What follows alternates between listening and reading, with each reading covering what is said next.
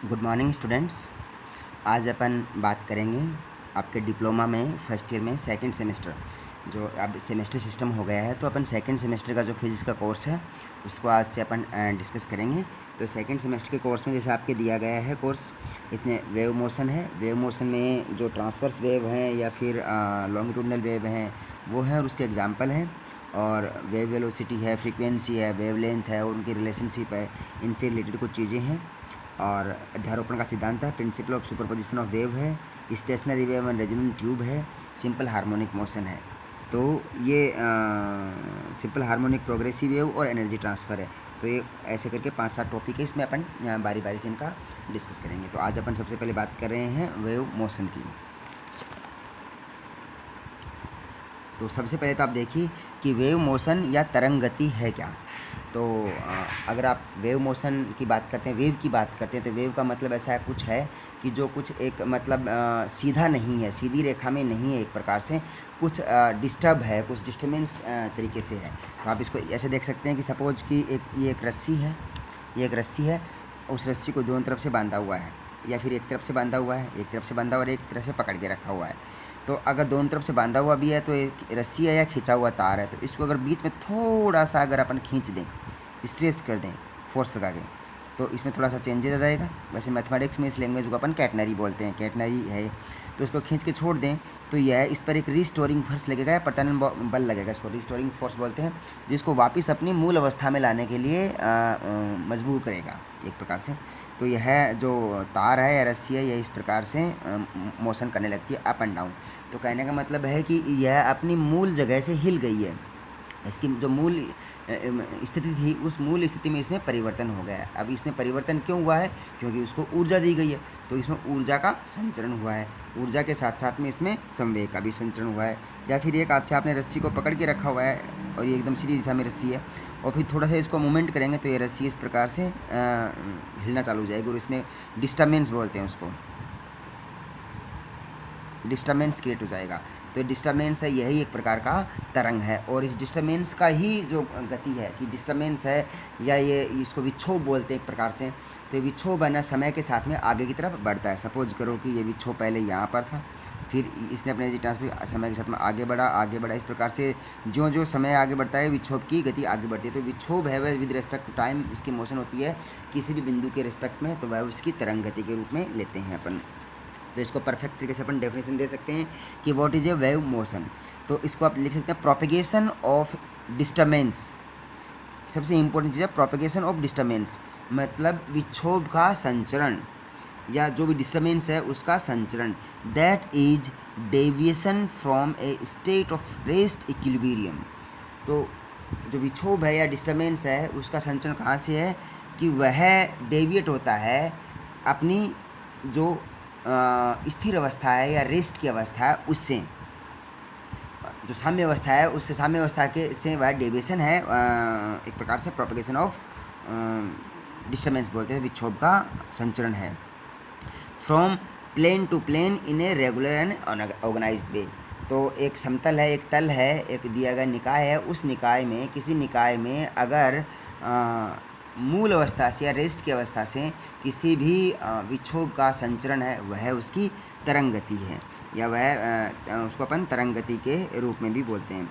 या फिर अपन को ऐसा भी लिख सकते हैं, what is wave motion is transfer of energy and momentum from one point two another point in a medium.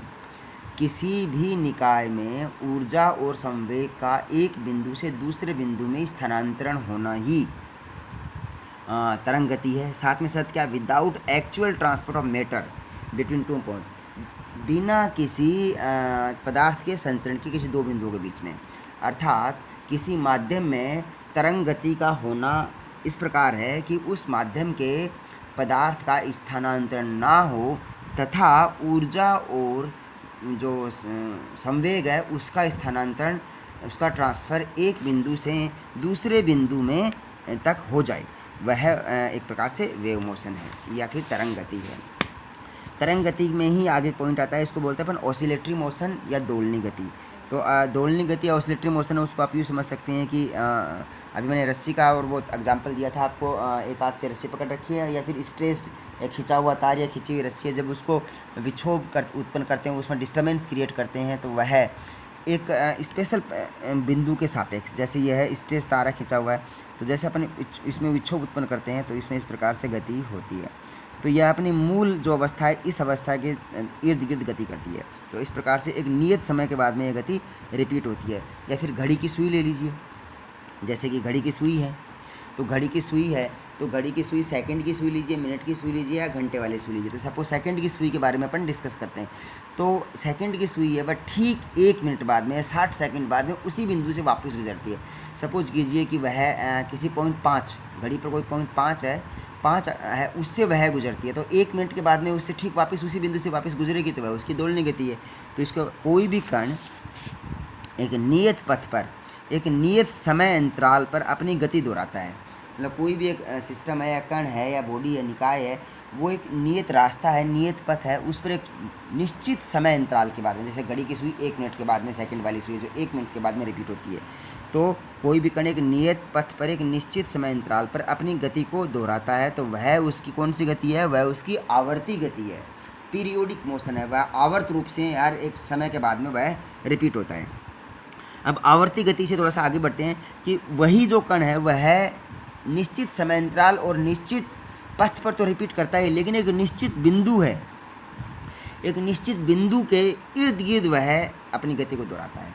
कोई भी एक कण है एक निश्चित बिंदु के इर्द गिर्द या इधर उधर निश्चित समय पर बार बार अपनी गति को दोहराए, तो वह कण की गति है दोलनी गति होगी, और उस कण को तब बोलेंगे दोलक या ऑसिलेटर।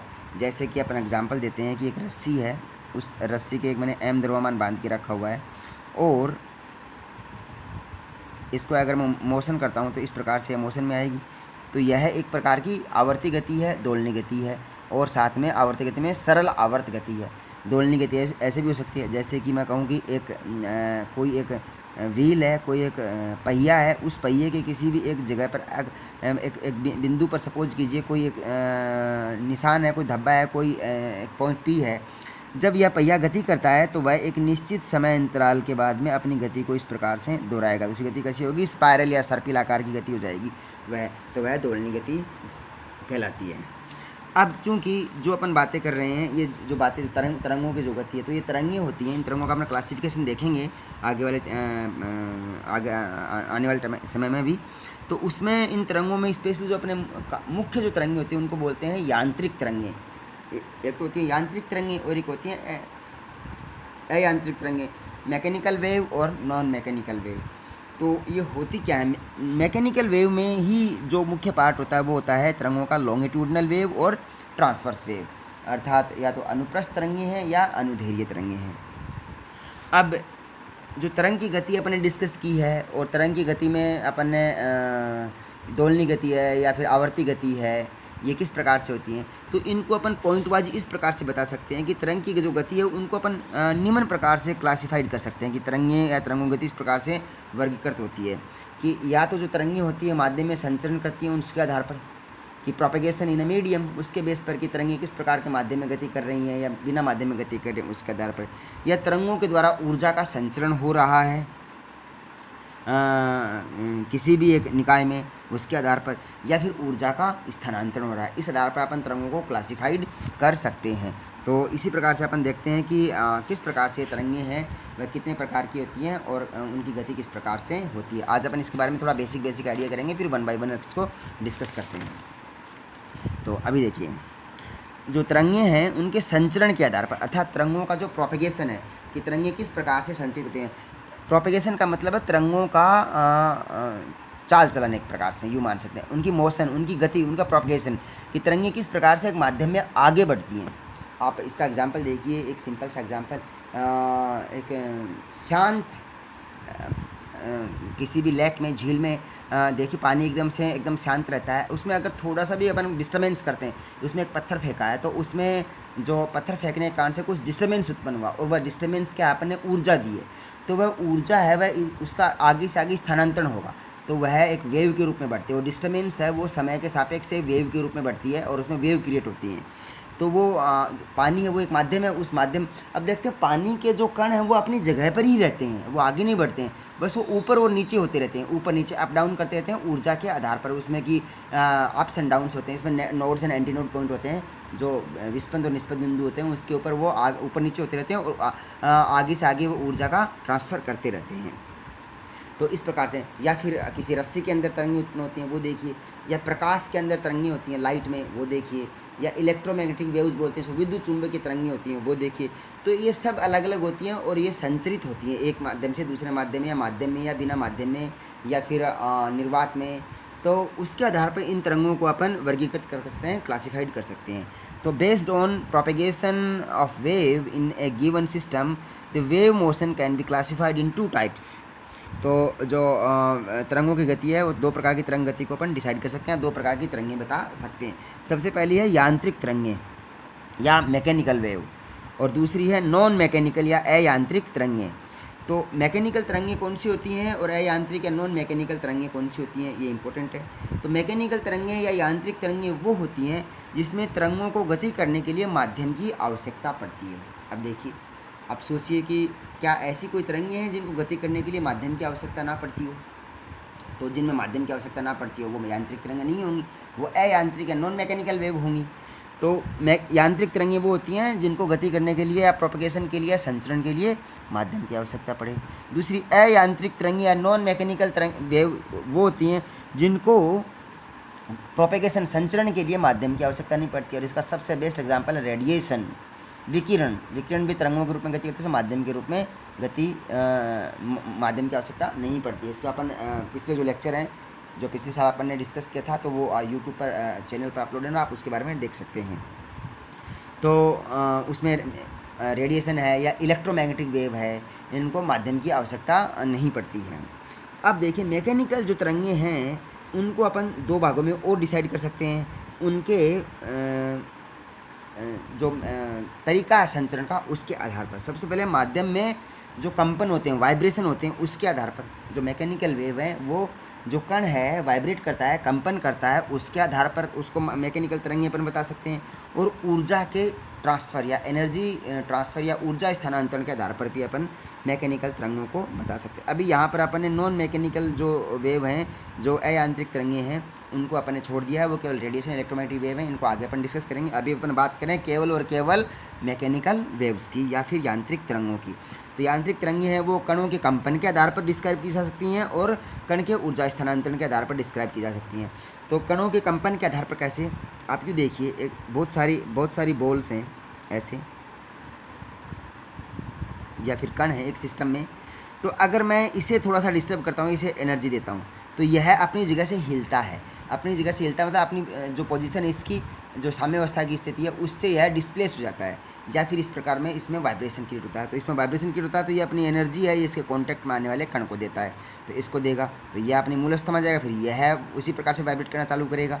अब यह अपनी ऊर्जा को ट्रांसफर करेगा इसमें, तो यह अपनी मूलस्थ में आएगा और यह वाइब्रेशन करना। इस प्रकार से ऊर्जा है वह स्थानांतरित होती रहती है एक आगे से आगे, मतलब 1-1 रिलेशन के बेस पर। तो माध्यम में जो कंपन होते हैं, कणों के कंपन होते हैं, उसके आधार पर तरंगों को 2 प्रकार से डिस्क्राइब किया जा सकता है। पहली है ट्रांसवर्स वेव या अनुप्रस्थ तरंगें, और दूसरी है लॉन्गिट्यूडनल वेव या अनुदैर्घ्य तरंगें।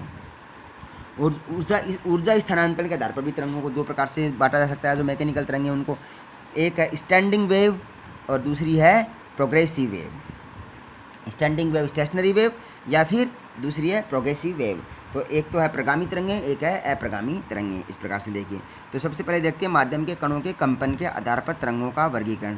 सबसे पहला है अनुप्रस्थ तरंग। अनुप्रस्थ तरंग कौन सी होती हैं, या ट्रांसवर्स वेव। ट्रांसवर्स देखिए, तो उसमें जो कण है, जो कणों का वाइब्रेशन होता है, जो कणों का कंपन होता है, वह तरंगों के गति करने की दिशा के लंबवत होता है। इस बात का ध्यान रखिए। जैसे कि मैं कहूँ कि इस प्रकार से देखिए,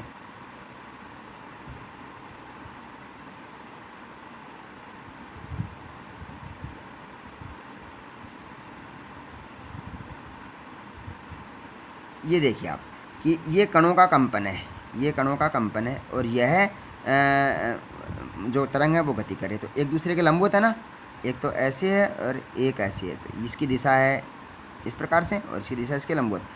तो जो कणों का कंपन होता है, जो particle vibrates perpendicular to the direction of propagation, अर्थात जो कण हैं वह गति करते हैं कणों के जो कणों के कारण से उत्पन्न जो तरंगें हैं वो गति करती हैं कणों के कंपन के लंबवत दिशा में। और अनुदैर्घ्य तरंगें कौन सी होती हैं? पार्टिकल वाइब्रेट्स परपेंडिकुलर पैरेलल, इसको ये पैरेलल है, समानांतर, parallel to direction of wave propagation, अर्थात जो कण है, कणों का जो कंपन होता है वो तरंगों के संचरण की दिशा में ही होता है, अर्थात उसमें लंबवत दिशा में नहीं होता है। स्टैंडिंग वेव है, उसमें क्या होता है, इस प्रकार की तरंगें होती हैं, इस प्रकार की यांत्रिक तरंगें होती हैं जिसमें ऊर्जा और संवेग दोनों का स्थानांतरण होता है। तो स्थानांतरण नहीं होता है स्टैंडिंग वेव के अंदर। जो स्टेशनरी वेव होती हैं इस प्रकार से, तो उसमें क्या है कि एनर्जी और मोमेंटम है दोनों स्थानांतरित नहीं होंगे स्टैंडिंग वेव के अंदर। इसका एग्जांपल अपन 1 बाय 1 करके पढ़ेंगे। अभी इसकी बेसिक जो प्रॉपर्टीज है उसी के बारे में डिस्कस कर रहे हैं। दूसरी है प्रोग्रेसिव वेव। तो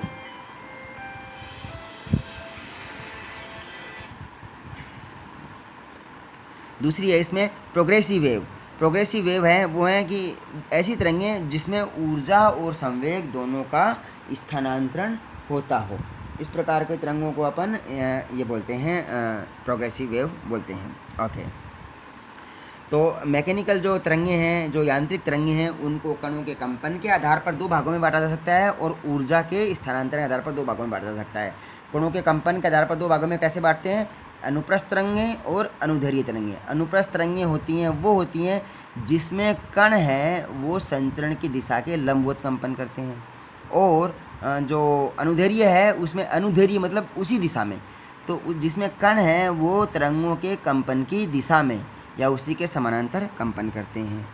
अब तरंगें होती हैं, उन तरंगों को नॉर्मली अपन उन तरंगों की किसी प्लेन में, किसी सिस्टम में गति की दिशा के आधार पर भी कह सकते हैं कि गति की दिशा एक विमीय है या द्विविमीय है, त्रिविमीय है, 1 डायमेंशन है, 2 डायमेंशन है, 3 डायमेंशन है। तो देखिए 1 डायमेंशन, 2 डायमेंशन और 3 डायमेंशन। तो 1 डायमेंशन तरंगें या एक विमीय तरंगें वो होती हैं जो किसी भी रस्सी के द्वारा या खींचे हुए तार के द्वारा जो तरंगें उत्पन्न होती हैं। जैसे एक तार है, उसको 2 बिंदुओं के बीच में खींच दिया जाता है, अब इस तार को थोड़ा सा डिस्टर्ब करते हैं तो तार है ये गति करता है इस प्रकार से। तो यह एक दिशा में अप डाउन ऊपर नीचे ही गति करेगा, तो यह गति हो गई है एक विमीय गति। द्विविमीय गति कौन सी है?